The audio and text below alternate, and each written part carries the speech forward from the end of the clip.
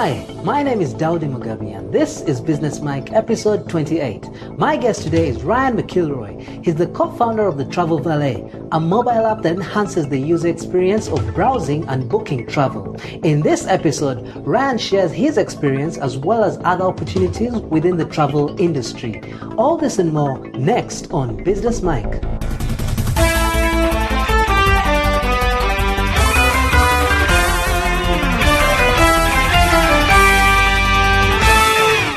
Thank you so much, Ryan, for joining us on Business Mike. Could you briefly tell us a bit more about yourself and what you do?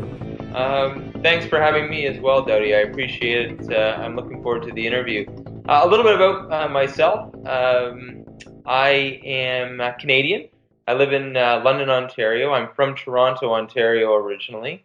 I've been in the travel industry for about 14 years. I started as a valet driver and bartender at Pearson International Airport, and took my first real job out of college and university in 2004 with a tour wholesaler by the name of Colette Vacations. They provided escorted tours all over the world. I have a wife named Tara and two little ones, or I should say one little one and one little one on the way, and I'm an entrepreneur, and I have about 12 staff on our team, and we've been in business full time since 2005.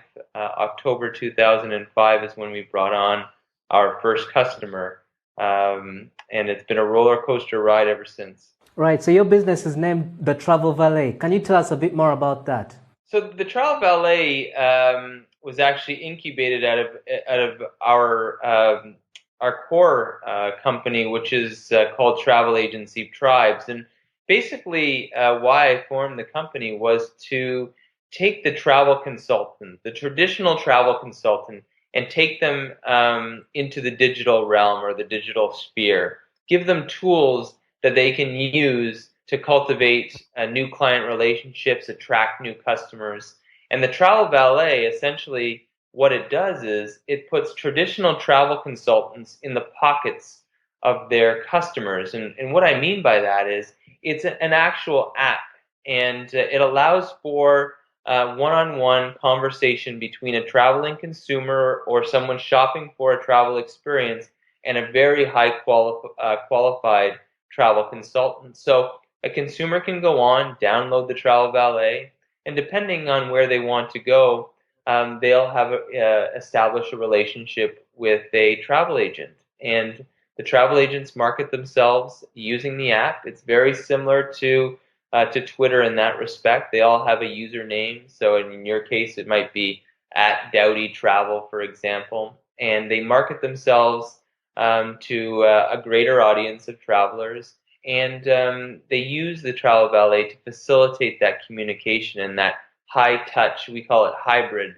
of online and offline booking, and it really creates a perfect storm of customer service before, during, and after their trip. The travel industry has been boosted by mobile, and I noticed that many travelers are starting to use their mobile phones to do research, both for airline tickets as well as finding locations to visit. So I think this is something that comes in handy for majority of the travelers. I would agree 100%. I mean, you'll probably see some of the statistics out there now that travel inspiration almost always starts on the phone now. We find ourselves consuming and dreaming about travel for some people that have the travel bug almost on a daily basis. And the Travel Valet gives the wanderlust or the travel lust to the consumer, where they can go in, get information about a particular locale, and they always have their travel consultant or their travel concierge via the Travel Valet to ask any questions that might arise during the research or inspiration phase of booking travel. Right. And what is it about this particular business that attracted you to start it in the first place? Well, I actually, for almost 6 years, I called on travel consultants almost on a daily basis. And I would ask them, if you flash back to 2010, I'd ask them, well, what are you doing with digital marketing? Are you sending e-newsletters? What are you doing with your website? Are you updating it frequently? How many new customers can you attribute to your website? And I kept asking my customers these same questions, and they came up with kind of a blank look on their face, like, we're not really doing anything. And I said, well, if the whole travel industry is going digital, and the travel consultant doesn't, well, what does that mean to the travel consultant of the future? So it was glaring, a glaring opportunity there, and I had the opportunity to go to Miami Beach to run a marathon, and I met my now co-founder, Erickson Smith, who had been in the technology business for almost 30 years. And he asked me what business I was in, and at the time I was selling escorted tours with Colette Vacations. And he asked me, well, what are some of the issues that you see in the industry? And I told him all about it, and he said, wow, I can't believe there's no solution to those problems. And I said, well, maybe one day we'll get together and we'll solve them. And then in 2011, I can still remember sitting down for lunch and saying, I should call Erickson. I think now is the time to jump in to this business, and the rest, as they say, is history. We've grown substantially, both in Canada, the United States, Southeast Asia, and Europe, and we continue to see month over month growth, which is tremendous. And how many users on average do you have using this application?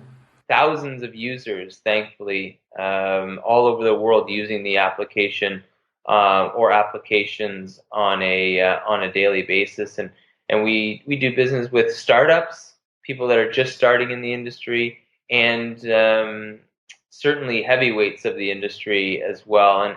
And like I said, our niche has really been the traditional travel consultants, bringing them into the digital realm and showing them and giving them the tools to succeed well into the future. Can you give us any tips on how you promoted your application? For instance, there's so many startups that have brilliant ideas, but they just don't know how to get people to know about them. What are some of the tools or techniques you use to get your brand out there? Well, the number one tip that I would give to anyone is find a champion. And what do I mean by that is find a customer that will champion your product and show them so much tremendous value, Dowdy, that they will then start to tell other individuals about the product itself. And I was thankful. I'm thankful that I had some champions, and still to this day, they're customers of mine. They've been with me from the very, very start, and they were champions. And when they started seeing success, they had no problem giving me referrals to other people that may see the benefit of my product as well. And all our growth, because it is a B2B application as well as a B2C to a lesser extent, you need those champions. So it really depends on what business that you're in. But if you can show one customer value, you're going to be able to find other customers that have the same issues or problems that you can solve. So sometimes you have to find the problem, create the solution, find a champion, and then move forward from there. But for me, the number one tip is find a champion, harvest that champion, make them so successful that they can't help but tell other people. I've noticed that the travel industry, in terms of revenue, is growing year on year, especially here in Africa as well. We're having very many people come over and see our sites, including the locals themselves. What would you say from your experience are the current trends in terms of travel? How are people traveling today, and what sort of methods in terms of opportunities for people who want to start a business in the travel industry? What can they look out for? Well, I think there's so many. And here in North America, we're seeing the largest transfer of wealth in the history of the world. You're seeing baby boomers that their parents are still alive or starting to pass on, and leaving them with substantial wealth. And if you ask anyone, what's the one thing you want to do when you retire? Almost always it's travel. And I think people are looking for more of an experience, and that's why you see trends of outbound travel to Africa booming, because there's so many things to see, whether it be the Great Migration, which they call the best show on earth, I believe.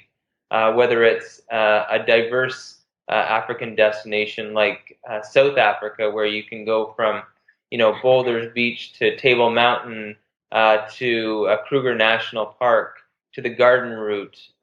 There's so much diversity in some of these countries, and the consumers are now being a little bit more adventuresome when it comes to travel. And I think as far as opportunities are concerned for aspiring entrepreneurs that are looking at travel as a potential market, you're right. I mean, the market is humongous. I think they said that the market is going to do something like 10x in the next 20 years, something along those lines. I think there was 1 billion travelers this year, and I think it's poised to double or triple or quadruple over the next 10 to 20.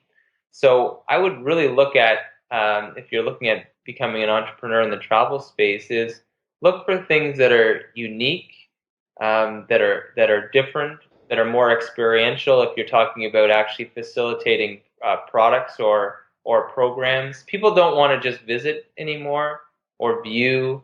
They want to get their hands dirty. They want to interact with the local people. They want to do things that they enjoy doing at home, but they might want to do in a different place as well, whether that be, doing yoga in Nepal or, some sort of sport that is a national sport, and going and playing the national sport, maybe like rugby or something, or Aussie rules football or something well in Australia. So look for if I'm an entrepreneur now, I'm looking for gaps in the marketplace where I can add extreme value to what has been in the past more of a transactional business, which of course is travel. And how long have you been in business? We've been in business since 2011, so for 4 years. We're coming up on 5 years in business. Right. So what are some of the success factors that have helped you sustain your business and grow it to a certain extent? What can entrepreneurs listening to this learn from your experience in terms of what to do right? Perseverance is the number one. This is the hardest thing on earth to do. Being an entrepreneur has so many ups and downs. And if you're not really mentally strong, you're really going to have a difficult time. And I think you have to be willing to, if I can quote Rocky Balboa or Sylvester Stallone, you got to be willing to take the hits, because not every day is going to be a banner day. And I think you have to keep your eye on the prize. And I have this motto, don't try, you have to train. And what do I mean by that? If you look at anything that you do in life, for me at least, anytime that I've said I wanted to try something, I usually failed, because trying is like lying to yourself. Well, I'm going to give that a try. It's either one or the other. And I think why I've replaced try with train is that if you train towards something, you're doing specific steps to get you to that next level.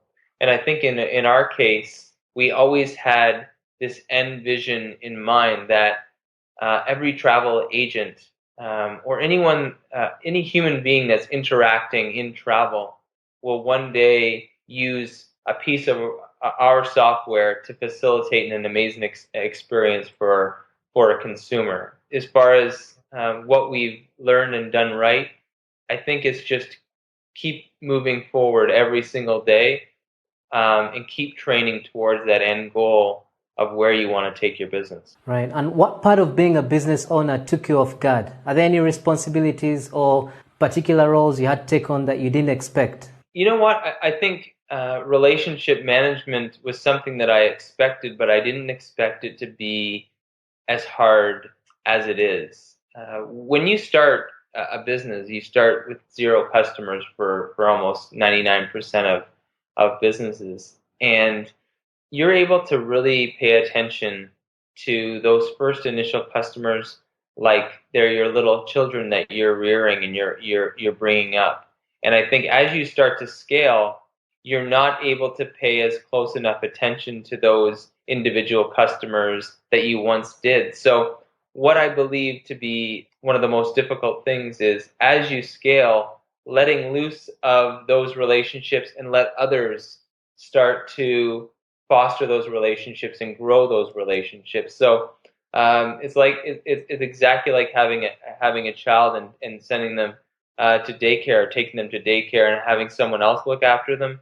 You have to kind of let loose and not be as, not micromanage, but hire the right people and put the right people in place in order for them to help your customers succeed as well. And thankfully, as we've grown, we've had some fantastic people join our organization and be able to do that, foster those relationships, and pick up where I left off with a real high-touch customer service level. Now, one of the challenges many small business owners have, and sometimes even big businesses, is getting a repeat customer. How is your business model built, and do you have a business model whereby your customers are repeat customers? Yeah, we're a SaaS business, so software as a service. So our revenue is recurring. So our customers are billed on a monthly basis. But that doesn't mean that we don't continuously have to not sell them, but justify investment. We always have to be adding to the software, adding to the value proposition of using our software as opposed to someone else's. But I think it really comes down to the value and cost equation. You need to make sure that your value is a lot higher than the actual cost of the product, so that that particular consumer doesn't look anywhere else, and they're always seeing value, not only in the product, but in the relationship that you've established with them. Now, you've been in business for 4 years now, so obviously you've had very many high moments and low moments. We're going to delve into the two of them, starting with the high moment. What's your happiest moment at the Travel Valet? The happiest moment that I've ever had was when my first employee, and I shouldn't say employee, my first team member called me and said, "Ryan, can you call the bank? I'm about to buy my first home, and they want to talk to my my boss or my employer." And Wow. the day that happened, and to be honest with you, I'm getting chills as I'm speaking to you, Dowdy, because I was so proud that someone was able to buy their first home and realize their dream on the company's dream. And I think, man, I'll tell you, that was the best day I've ever had in my life as an entrepreneur. Was the day that Annabelle gave me a call and she said she's buying her first home. That was unbelievable. And what about the flip side of that? What are some of the low moments you've gone through, and is there any lesson we can learn from those moments? As far as the low moments are concerned, I can't really give you a true low moment, because I try to stay as positive as possible. I always say positive things happen to positive thinkers. But I think as far as a low moment is concerned, we've done different things. You know, when we first started the company, we were chasing what they would call like social travel, or almost like the Facebook of travel. And we quickly realized that because travel is something that you only do once, twice, 3 times a year, the itch cycle, as they say, is very infrequent. So creating something like a social media platform for travelers just wasn't the right business strategy. So we pivoted into the SaaS model that we have today. So I would say that was probably the lowest moment when I realized that my initial vision for the company wasn't going to be something that we were going to be able to follow through all the way to the end. And thankfully, we made that pivot thanks to one of my other partners. He said, "You know what, I just don't think that this is going to have the same impact as what we can do on the B2B side." And we were always building software with the travel consultant in mind, but we were going to build one piece of software as opposed to something that could be used by individuals for their own digital marketing presence. So I would say that the day that I realized that my first big idea, or what I thought to be my first big idea, wasn't all it was cracked up to be. What are some of the best places that you've visited personally that maybe you can recommend to our listeners? One of my favorite places, I had the opportunity to go to St. Kitts and Nevis last September. Actually, I would have been there right now last year, and it was such an amazing experience. St. Kitts, in the morning you can be playing World Championship golf. In the afternoon you could be zip lining in the rainforest. In the evening you could be hiking through some of the most beautiful terrain in the Caribbean. Just a fantastic destination. And then I went over to Nevis, and I was able to stay at the Four Seasons on Nevis. And as someone that was fortunate enough to sit in a boardroom with Isidore Sharp in Toronto, the founder of the Four Seasons, and then go to one of his favorite resorts, I thought that was fantastic. The day that I stood on the Great Wall of China in 2007, I can still remember calling my father and saying, Dad, today I walked on the Great Wall of China. I had the opportunity to go to Petra in Jordan, and that was fantastic. A World Heritage site, of course, one of the wonders of the world in Petra. That was fantastic. Ireland. I just came back from Ireland, did an amazing trip with a lot of golfing components. The people are so authentic in Ireland and so happy-go-lucky. I think those would be some of the best experiences that I've had. Now, if you had a time machine and you could travel back to a moment when you were 18 years old, what advice would you give yourself? What book would you give yourself, and what movie would you recommend to yourself that came out between the time when you're 18 years old and today? So if I was going back in time to my 18-year-old self, I would pay attention more to in your accounting class and your mathematics class would be the first thing, as those things are not my core skill set. But they are so critical in business, being able to read different reports and understand balance sheets, income statements, things like that. If I was to recommend a movie, I have to say, I just watched Chef with Jon Favreau, and he's the guy that was in Swingers. He's a great director, and the movie is all about following your passion and being passionate about what you do.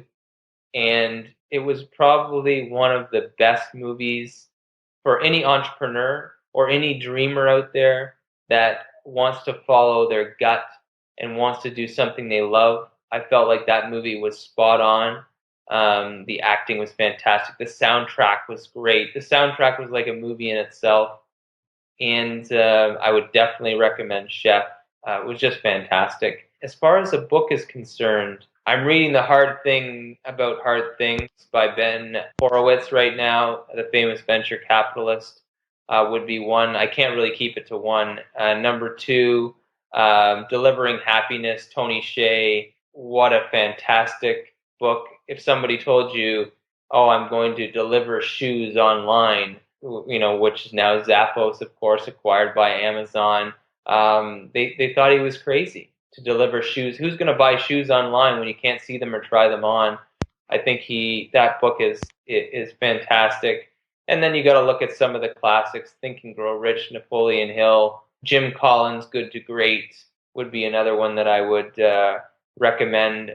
Surprisingly enough, the Arnold Schwarzenegger biography is a fantastic story about dreaming and dreaming big and overcoming obstacles. I think Arnold Schwarzenegger is one of the most underrated entrepreneurs probably living today, and there's a lot to be learned about work ethic and overcoming adversity in that book as well. So there's four for you. Now, you've just told us what you'd communicate to yourself in the past, but what about the future? If you were to send a message to yourself in the future, something you can listen back to and take heart or encouragement, what would that message be? Be present.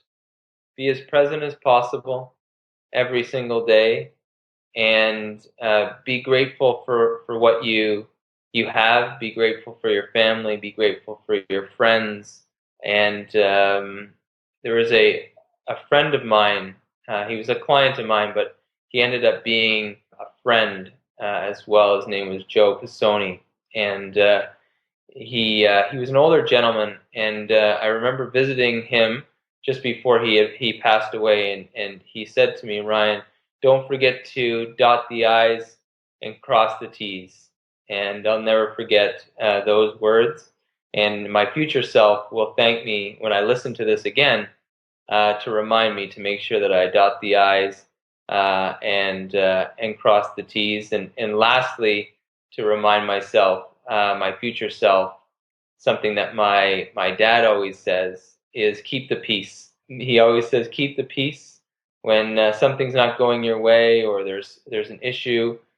Just don't forget. It's something that my grandmother, his mother, used to say to him, Jack, keep the peace. And lastly, if the tables were turned, so basically if this was your podcast show and I was your guest, what's the one question you'd ask me? The one question I would ask you is, what is the motivation that you have every day? What motivates you to want to interview entrepreneurs and help other people the way that you do? And that would be the thing that I would want to ask you. What is the motivating factor for doing what you do with the podcast? That's an interesting question, and it's the most asked question I get on this show. Last year, I started listening to podcasts for the very first time, and what I realized in that moment is that podcasts are a medium or a platform that can help people from all over the world that are struggling with their businesses, just like I did.